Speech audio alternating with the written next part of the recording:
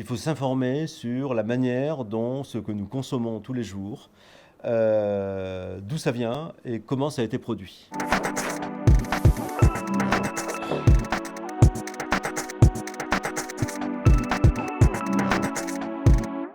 Quand vous travaillez sur des questions aussi compliquées que de défendre, disons, les forêts tropicales, comme l'évolution du monde est une évolution qui va à rebours finalement de ce que vous souhaitez, c'est un métier à la fois passionnant mais qui peut engendrer des frustrations.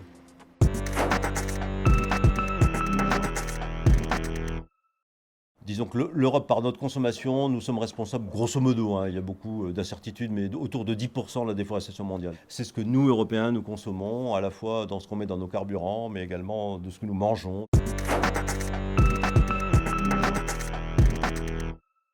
Bon, les Occidentaux sont sensibilisés, mais effectivement, ils ne sont pas informés très souvent des conséquences de leurs pratiques ou même de leur mode de consommation. Si vous prenez par exemple une question comme l'huile de palme, eh bien, peu de gens savent que beaucoup des tas de produits que nous consommons sont faits avec de l'huile de palme qui vient de grandes plantations qui, en Indonésie, en Malaisie, en Papouasie-Nouvelle-Guinée, ont conduit à des déboisements massifs.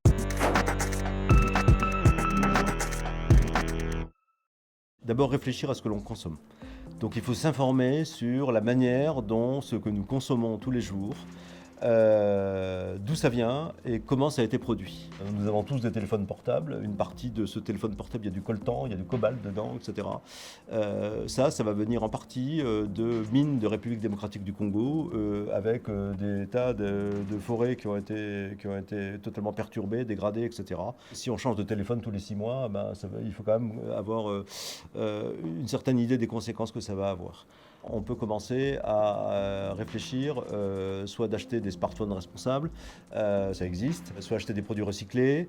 D'autre part, faire confiance à des labels, à des certifications qui sont de plus en plus nombreuses et qui de plus en plus vous certifient que, par exemple, les produits que vous consommez sont issus d'une agriculture responsable, d'une agriculture qui n'a pas entraîné de la déforestation. Et quand on ne sait pas, peut-être réduire sa consommation.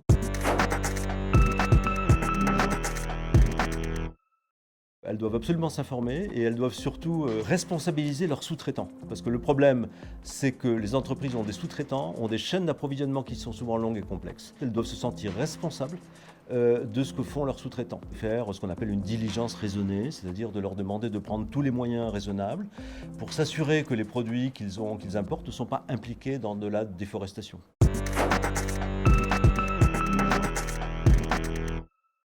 C'est là qu'il y aurait le plus de conseils à faire, hein. Il y a au gouvernement du Nord, on peut leur dire, au fond, faites attention à vos traités commerciaux. Maintenant, aujourd'hui, le commerce doit être conditionné au respect de l'environnement. Nos partenaires, c'est une condition qu'on doit mettre. Faire varier le niveau de la fiscalité selon le fait que le produit est durable, zéro déforestation ou pas durable. C'est-à-dire qu'on peut très bien dire, quand le produit n'est pas certifié, on le taxe.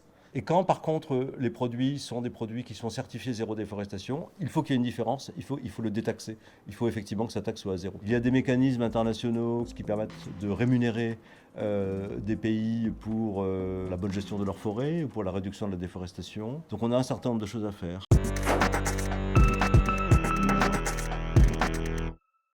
Conserver les forêts naturelles qu'on a. Et lorsqu'il y a effectivement des incendies ou autres, on a ce qu'on appelle la régénération naturelle. C'est souvent beaucoup plus efficace.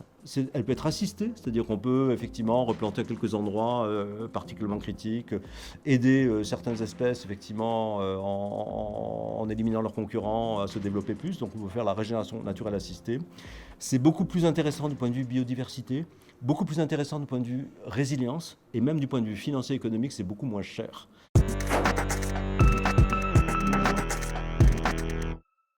Je m'aperçois qu'il y a 30 ans, je travaillais avec des entreprises qui, au fond, n'avaient vraiment pas de pratiques responsables et durables, et qu'aujourd'hui, beaucoup de ces entreprises ont changé, sont certifiées, et les connaissant depuis 30 ans, allant sur leur terrain, je m'aperçois qu'effectivement les mentalités ont changé. Donc là, de ce point de vue, c'est aussi quelque chose de tout à fait intéressant.